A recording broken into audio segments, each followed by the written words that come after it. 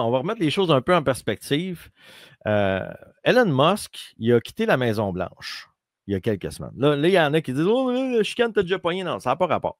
La première affaire, c'est que Musk il est engagé comme employé spécial au gouvernement pour faire le Doge, OK? Pour couper le gras dans l'État, autrement dit. Il fallait qu'il coupe dans le gras parce qu'il y a trop de monde qui était payé pour poser le morceau qui ne sert à rien. OK? Puis là, son mandat était limité par la loi à 130 jours.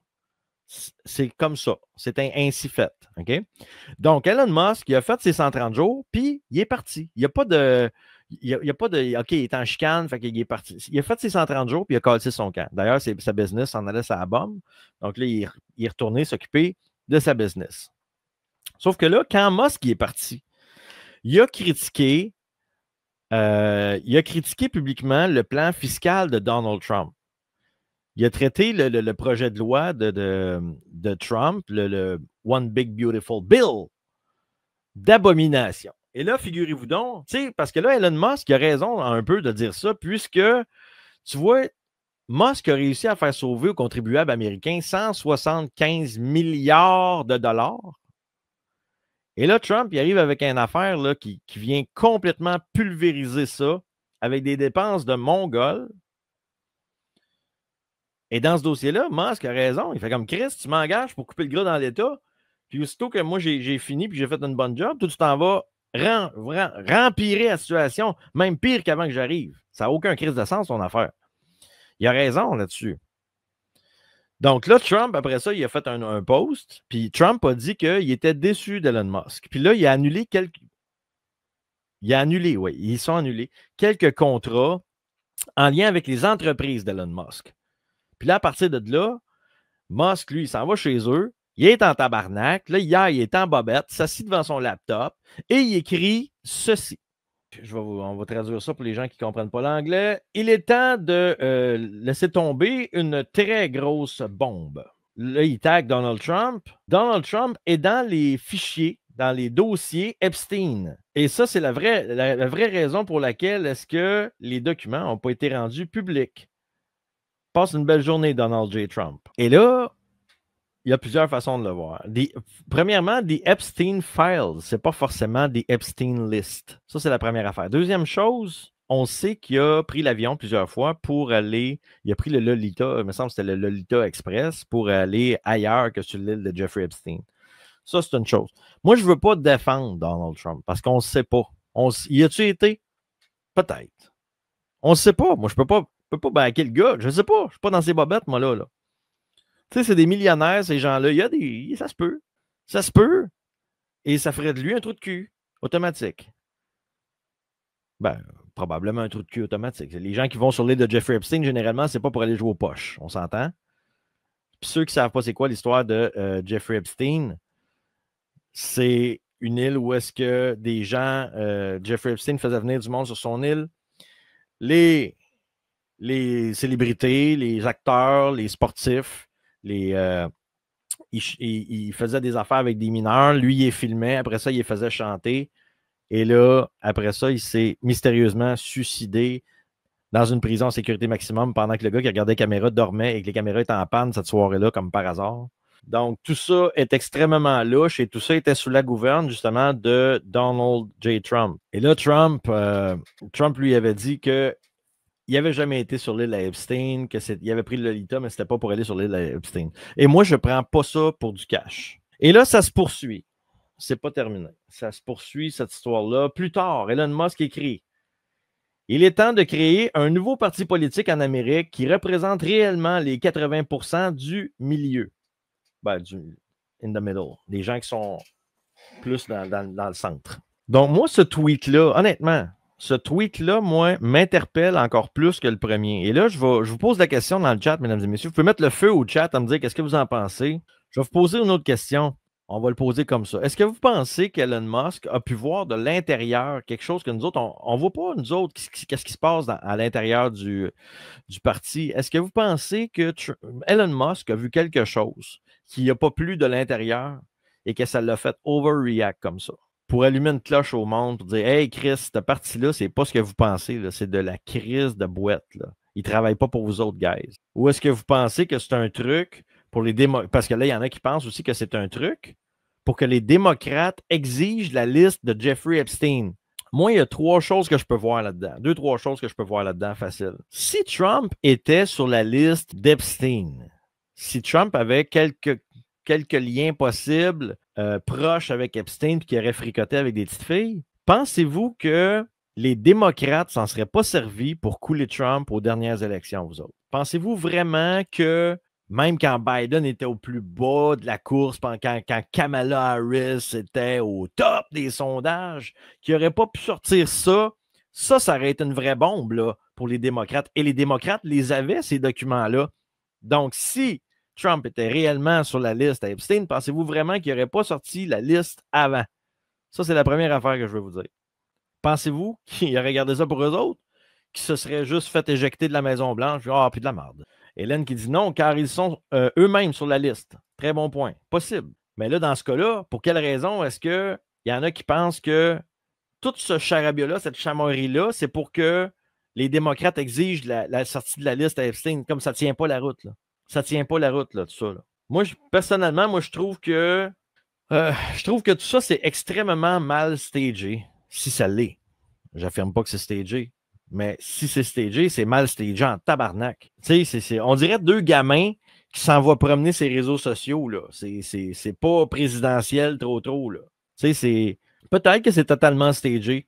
Mais honnêtement, que ce soit stagé ou que ça ne le soit pas, honnêtement, moi, les 2 scénarios, je les aime pas. Ou peut-être qu'on est au grand bal des marionnettes aussi. On ne sait pas. Ça fait des mois, mesdames et messieurs, ça fait des années que je vous dis, moi, Donald Trump, je l'aime, Donald Trump. J'adore Donald Trump. Je trouve qu'il est divertissant. Il a fait plein de choses que j'adore, Donald Trump. Il a fait plein de choses que, au fil des années, moi, je l'ai défendu énormément. Et je ne vais pas arrêter de la défendre, soit dit en passant. Excepté, évidemment, si c'est prouvé, hors de tout doute, qu'il était sur l'île Epstein, ça fait de lui automatiquement une sous-merde incroyable. Mais Trump, il a fait plein de choses au courant des années que j'aime, que j'adore. Des choses qui représentent des belles valeurs, selon moi.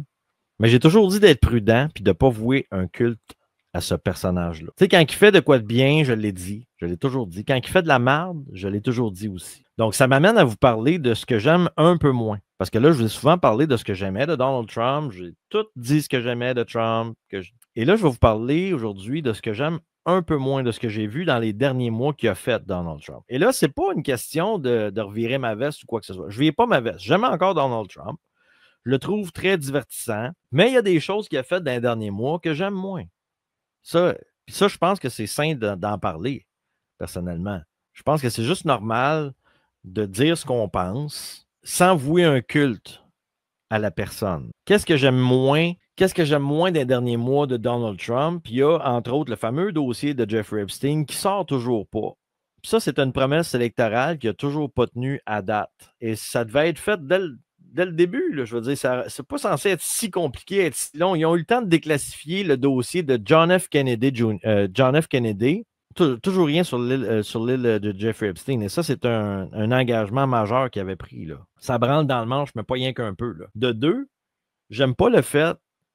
Puis là, vous avez le droit d'être en accord ou pas en accord avec moi. On ne bloquera personne là-dessus. Là. On ne bloquera personne. Là, je veux dire. Vous avez le droit de vous exprimer dans le chat tant que ça se fait dans le respect. Là. J'aime pas le fait que Donald Trump fricote avec Israël. Quand les Américains, puis là, vous pouvez me sortir toutes les théories que vous voulez, on ne sait pas tout ce qui se passe. Je suis d'accord. Il faut que vous soyez d'accord avec ça aussi. On ne sait pas tout ce qui se passe. Mais quand les Américains ont signé l'accord d'Abraham qui normalise les relations entre Israël et les États-Unis, entre Israël, ça se dit mal. Quand il a fait ça, j'étais comme, what the fuck, esti? Moi, je ne suis pas un fan de ça. Puis on le sait qu'une bonne partie de la boîte mondialiste qui nous serve vient, entre autres, d'Israël. Donc, cette alliance-là, moi, je ne peux pas, de facto, je ne peux pas endosser ça. On ne peut pas endosser aveuglement et faire comme si c'était correct. C'est correct. Trump qui propose à Carney, plutôt Trump qui propose Mark Carney aux Canadiens pour les élections canadiennes. Trump nous a mis dans une marde incroyable quand on y pense, là. Trump il a vendu Mark Carney aux Canadiens. Le pire crise de mondialiste qu'on ne pouvait pas avoir, ben on l'a à cause de Trump. C'est pas à cause de. Oui, Poilievre, il a longé les murs. Oui, Poilievre, il a chié dans la pelle. Il s'est effacé, il a disparu, il a posé. Si on a Mark Carney présentement comme premier ministre au Canada qui va venir rachever la job de Trudeau, c'est de la faute à Trump. Trump l'a recommandé aux Canadiens. Et étrangement, même si les Canadiens détestent Donald Trump, ils ont quand même écouté Trump là-dessus. Là. Et si Trump n'avait pas mis ses hosties de tarifs, Carney n'aurait jamais été élu. Il faut être bien conscient de ça. Là. Si Trump n'avait pas mis les tarifs, Carney n'aurait jamais été élu. Ça, c'est clair, net et précis. Là. Les conservateurs avaient, avant ça, avant tous les tarifs, toute cette patente-là, les conservateurs avaient le vent dans les voiles, étaient number one dans tous les sondages. Et si Carney n'avait pas été élu par Trump, Radio-Canada n'aurait pas eu 150 millions en subventions. L'immigration aurait diminué un peu. Bon, c'est sûr qu'avec Poilievre, ça aurait diminué un peu, mais pas tant que ça, là, parce que, bon, j'ai pas tant confiance en Poilievre non plus, mais ça aurait été moins pire qu'avec Carney. On l'a vu tantôt avec Carney, ça a déjà explosé en 4 mois. Là. Le tramway de Québec, ça serait mort dans l'œuf. Là, les Québécois, les gens de Québec vont probablement être pognés avec un petit tramway qu'ils ne veulent pas. Le 51e État, pour moi, c'est de la crise de frime. Même si moi, personnellement, j'adorerais ça, moi, être un État américain. Là. J'adorerais ça être le 51e État américain. Je serais le premier à aller m'acheter un AK-47. Non, c'est pas vrai. Je ne ferais pas ça. Mais je serais bien content d'être payé en US, puis pour toutes les raisons que je vous ai déjà énumérées. Je serais ultra content. Mais pour moi, c'est de la crise de frime, ça, parce que Donald Trump, là, il veut rien savoir d'avoir un État démocrate de 40 millions d'habitants, de style d'imbéciles heureux qui vont voter pour un gars de gauche. Ils veulent pas d'une deuxième Californie, Donald Trump. Il veut rien savoir de ça. Il veut un droit de passage pour prendre nos ressources naturelles. C'est ça qu'il veut. Mais il veut pas des hosties d'attardés qui vivent dans le pays. Là. Il veut encore moins d'une passoire à migrants. Là. Puis quand tu y penses, les tarifs, là, c'est cave en tabarnak. Là. Il sort ça, lui-là, random, le Donald Trump. Il sort ça random ah ouais, let's go. On sort des tarifs. Il n'a jamais parlé de tarifs durant ses élections. En tout cas, moi, je n'ai jamais entendu parler de tarifier des pays là, en innocent comme il fait présentement. La guerre en Ukraine, c'était supposé de se régler en quelques jours. Ça ne s'améliore pas pantoute. Même que je dirais que ça s'empire avec Poutine. Là, c'est rendu que Donald Trump, il critique Poutine ouvertement. Le fait qu'il donne carte blanche au Big Pharma avec Warspeed, je n'ai pas trippé non plus. Là, vous pouvez m'arriver avec toutes les théories frivoles et farfelues que vous voulez. Le fait, c'est quand même ça. Les Américains, présentement, s'en vont vers l'identité numérique. Ça fait des années, mesdames et messieurs, que je vous parle de l'identité numérique, de la surveillance numérique, que c'est par là qu'ils veulent aller. Et d'ailleurs, Klaus Schwab en parle également dans son crise de livre, La 4e révolution industrielle. Puis le moyen qu'ils vont vous donner pour imposer l'identité numérique, puis la surveillance numérique, ils vont vous dire que c'est pour votre bien, mesdames et messieurs, pour votre sécurité. Ils font tout ça pour vous protéger. Puis là, Trump a vu Palantir comme un outil puissant pour renforcer la sécurité intérieure des États-Unis, puis pour lutter contre l'immigration illégale. Palantir. Sauf que Palantir, c'est une compagnie de big data, chers amis. C'est une compagnie de big data. Big data, c'est ils prennent des informations sur tout le monde. Ils collectent les données des Américains, ces gens-là. Donc, c'est une grosse crise de base de données numériques. Puis ces données-là sont envoyées directement à des super... c'est envoyé à la CIA, au FBI, puis au Pentagone, tabarnak. La CIA, le FBI. En partant, avez-vous confiance à la CIA et le FBI, vous autres? Je dis ça, là. Je vous pose la question. Puis je suis pas là, puis ce ne sera pas un 2 heures de crachage sur Trump. C'est pas l'objectif. Mais il y a des affaires que j'aime pas. Puis on a le droit d'en parler, de ce qu'on n'aime pas aussi. Je vais vous nommer tantôt qu'est-ce que j'aime. Mais là, on est dans ce que j'aime pas, qu'il a fait dans les derniers mois. Puis il y en a beaucoup de choses qu'il a faites que j'aime pas, là. On en a parlé, mais tu sais, une petite graine par-ci, une petite graine par-là. Puis là, à soir, on les énumère. Donc, moi, la CIA, honnêtement, je n'ai pas confiance à la CIA et au FBI, pas plus que j'ai confiance en Mark Carney. Là. Donc, c'est carrément un outil de surveillance de masse, ça, cette histoire-là.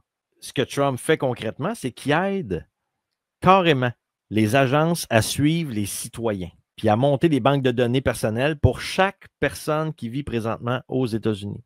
Il fait, autrement dit, Donald Trump, présentement, il fait ce qu'on dénonce depuis le début. Puis là, je ne suis pas en train de virer ma veste. Je le sais, là, qu'ils vont dire... Je l'aime encore. Là. Mais on en parle. Puis j'espère que je me trompe. Moi, je vous rapporte juste ce que je vois présentement. Puis vous pouvez me corriger dans le chat si je ne suis pas correct, si il y a quelque chose que je vois qui ne fait pas de crise d'allure. Vous pouvez me le dire dans le chat. Je suis correct. Peut-être que ça n'avait aucun sens ce que je suis en train de vous dire là. Mais moi, ce que je vois, c'est ça. C'est qu'il est en train de donner une carte blanche à une compagnie qui collecte des données sur les Américains. Donc, je ne suis pas en train de vous dire d'haïr Donald Trump, je suis en train de vous dire de simplement rester prudent. De simplement rester prudent. Parce que si tout ce que je vous dis là, c'est ce qui arrive pour vrai, on est game over, mesdames et messieurs. On est fucking game over. Pour moi, Trump, il luttait pour préserver les libertés individuelles de chacun. Pour moi, c'est l'image que j'avais de Donald Trump, c'est que ce gars-là, il fightait pour vos droits et libertés, pour les droits et libertés des Américains. Puis pour mettre fin au contrôle mondial des élites qui veulent écraser le petit peuple. Il se battait pour le peuple. Puis là, ben, quand je vois des affaires de même, je fais comme tabarnak. Ah oui, puis juste pour rajouter une petite couche, sur Palantir que je disais tantôt, Palantir ont participé à des programmes de modélisation de traçage pendant la pandémie. Il a tracé des gens pendant la pandémie. Palantir, ils ont suivi, ils ont retracé des récalcitrants pendant la pandémie. Donc, je dis ça, je dis rien. Juste pour finir sur ce que j'ai. Puis ça fait 5 ans là, que je fais le cover. Puis même plus que ça, en 2017, j'étais déjà pro-Trump. Mais juste pour finir sur ce que je n'ai pas aimé de Donald Trump au courant des derniers mois. J'en ai parlé, mais je vais leur dire encore. C'est la fameuse attentat. La fameuse attentat qu'il y a eu au courant de l'été passé. C'est-tu fake? C'est-tu pas fake?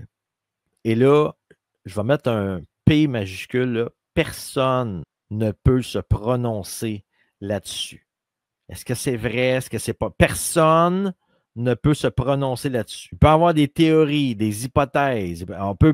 On peut faire des scénarios catastrophes jusqu'à demain. Est-ce que c'est vrai? Est-ce que c'est pas vrai, cet attentat-là? Mais moi, l'attentat de Donald Trump, ça a été l'événement déclencheur de toute une série de remises en question pour moi à propos de Donald Trump. Pas que j'y crois plus. Pas que... Mais le gars passe à 1 centimètre de recevoir une balle dans la tête. Essayez juste de vous mettre dans... Si vous avez un accident de char, vous êtes traumatisé.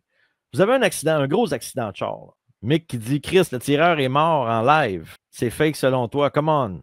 Ben, je sais pas, moi, j'ai déjà vu un gars dans un film qui est mort aussi. Je ne sais pas. Je ne peux pas affirmer. Je ne peux pas affirmer qu'il est mort. Je ne peux pas affirmer qu'il n'est pas mort. J'étais pas là. Mais reste avec nous autres, Mick. On se pose des questions, là. Le gars passe à 1 centimètre de recevoir une balle dans la tête. Le gars n'a aucun choc post-traumatique. Tu as un accident de char demain. Un gros accident de char. Tu vas avoir de la misère à conduire le lendemain, je te garantis. Un gros accident, pas un accrochage. Là. Tu vas avoir de la misère à conduire demain. Et c'est normal parce que tu es en choc post-traumatique. Le gars manque de recevoir une balle dans la tête. Il passe à 1 centimètre. 2 jours plus tard, le gars il est dans une convention, le poing en l'air, pour présenter J.D. Vance. Je veux dire, OK, peut-être que le gars, c'est un surhomme. Peut-être que le gars, il n'y a aucun problème, là, que lui, c'est une machine de guerre. Là, puis lui, il n'est pas comme les autres humains. C'est possible, ça aussi. C'est possible. Avec son gros crise de cotex sur l'oreille. Zéro traumatisé. Le gars, il est zéro traumatisé, mais il y a un gros cotex sur l'oreille. Je ne sais plus sur laquelle. Là. C'est l'oreille...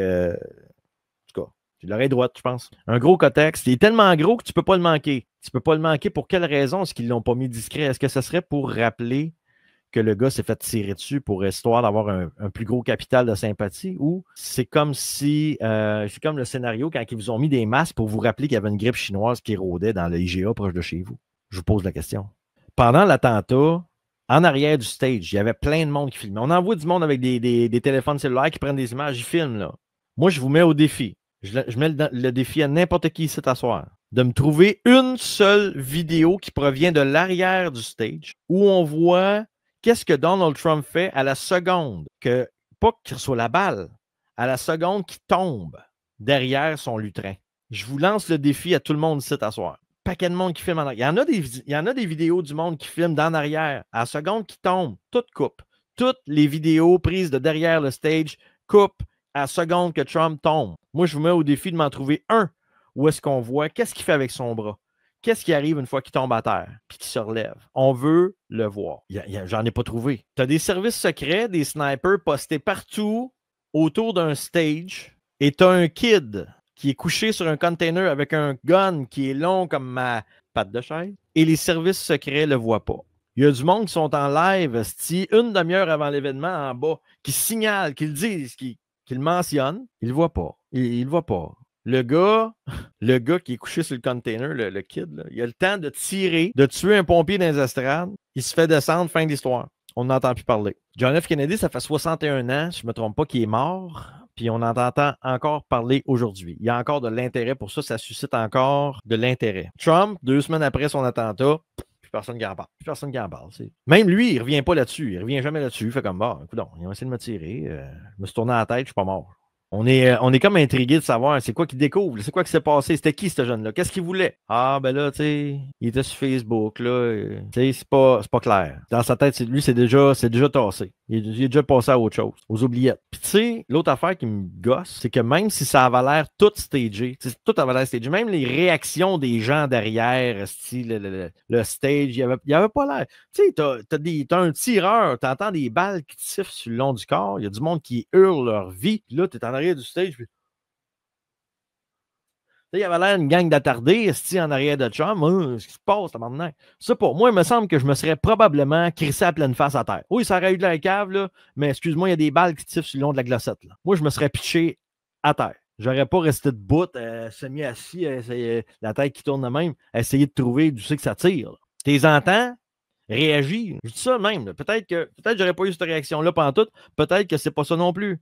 Mais ça avait l'air stagé. Et dans le doute, la question que je me pose, c'est pourquoi que Kamala Harris, Biden, ils ont appelé tout de suite Donald Trump pour souhaiter prompt rétablissement à Trump après les événements. Ils ont appelé pour souhaiter prompt rétablissement pour dire, regarde, ça va bien aller. Et l'autre point, c'est qu'il n'y a aucun média qui ont remis la scène en question. Même si ça avait l'air ultra louche, il n'y a aucun média qui ont remis cette scène-là en question. Alors que tout ce que les démocrates attendaient, c'est une petite parcelle d'espoir, un petit quelque chose, une faille pour renverser la tendance des votes. Et là, sans même attendre quoi que ce soit, ils ont dit, oui, il s'est vraiment fait tirer, là, il s'est fait tirer. Et les médias disaient, oui, il s'est fait tirer, écoute. Puis là, même que, pire que ça, il y a même des médias qui disaient, que du monde disait que c'était stagé et que ça n'avait pas d'allure. Là, j'étais comme là, c'est comme le monde à l'envers.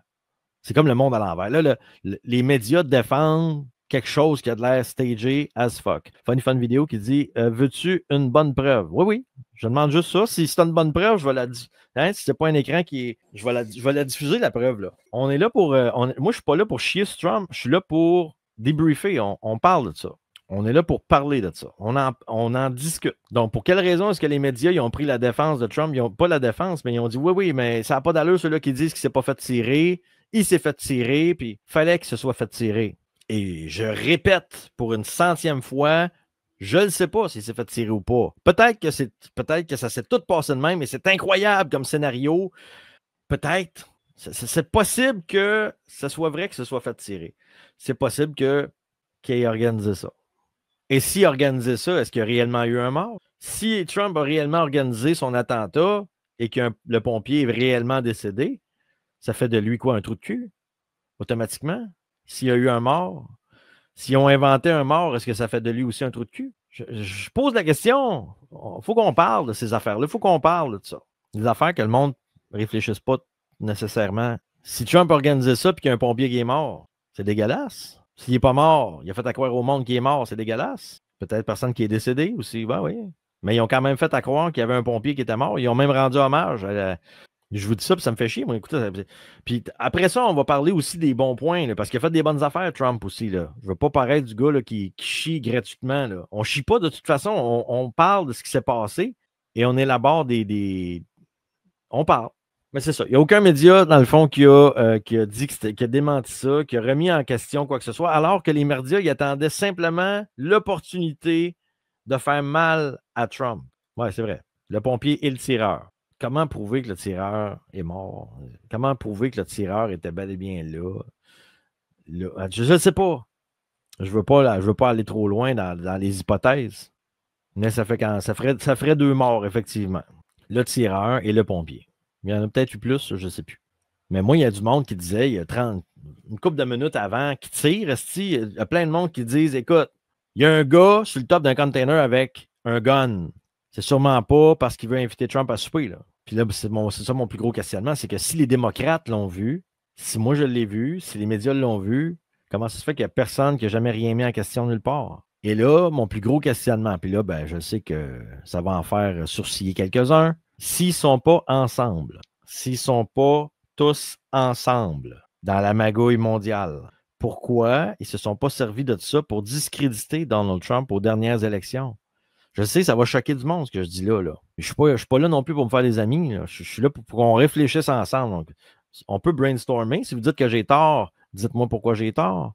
De toute façon, je ne dis pas si j'ai raison ou tort. Je ne dis même pas que c'est vrai ce que je dis. J'apporte des hypothèses possibles. Moi, je ne voue pas un culte à personne en passant. Là. Moi, je l'aime, Trump. Je souhaite sincèrement que je me fourre sur toute la ligne. Là. Parce que si je ne me fourre pas, on est dans la marde. Donc, moi, je veux me fourrer. Tu comprends? Je veux m'auto-fourrer. Même, c'est un peu étrange. Parce que si je ne me fourre pas, on est vraiment dans le caca. Là. Mais depuis le début, le système nous prouve qu'ils créent eux-mêmes des problèmes, puis qu'ils nous arrivent soudainement avec la solution qui font toujours reculer les droits de la personne, les droits de l'homme. Ils vous arrivent tout le temps avec la solution miracle, puis vos droits reculent à chaque fois.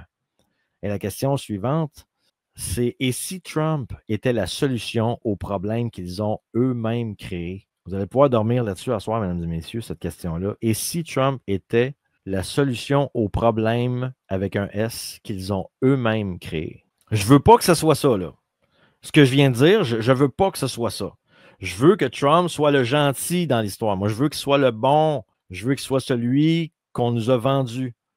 Je veux avoir tort. Mais cette question-là me trotte dans la tête. Et si Trump était la solution aux problèmes qu'ils ont eux-mêmes créés? Qu'est-ce que vous en pensez? Après ça, il y a du monde qui le critique, qui n'a eu aucune arrestation jusqu'à maintenant. Il y a plein de monde qui dit « Ouais, mais pas une arrestation! » Il n'a jamais dit, aux dernières élections, il n'a jamais dit qu'elle allait arrêter qui que ce soit. Là, je veux dire. Puis là, juste pour contrebalancer tout ça, il a fait des bonnes choses, Trump aussi. Il n'a pas juste fait ce que je viens de vous dire, là. Des choses que j'aime moins. Il a fait des bonnes choses aussi.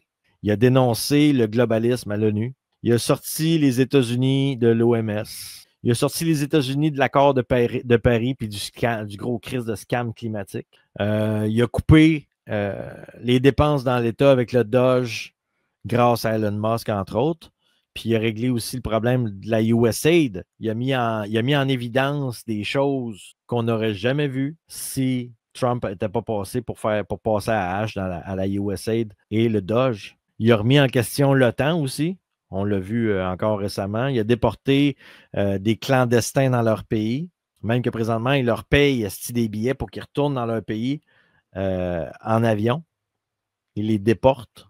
Bref, ça pour dire, j'espère qu'on est capable de réfléchir collectivement. Puis, ayez pas comme réflexe de me dire « Ouais, mais là, va checker l'émission Alexis Cossette-Trudel de 1992. » là. Moi, je l'aime, Alexis. Là. Je l'aime bien, Alexis. Là. Super smart, le gars. Je l'aime au bout. Je ne suis pas en train de faire je ne veux pas y faire un pied de nez ou quoi que ce soit. C'est loin d'être le gars.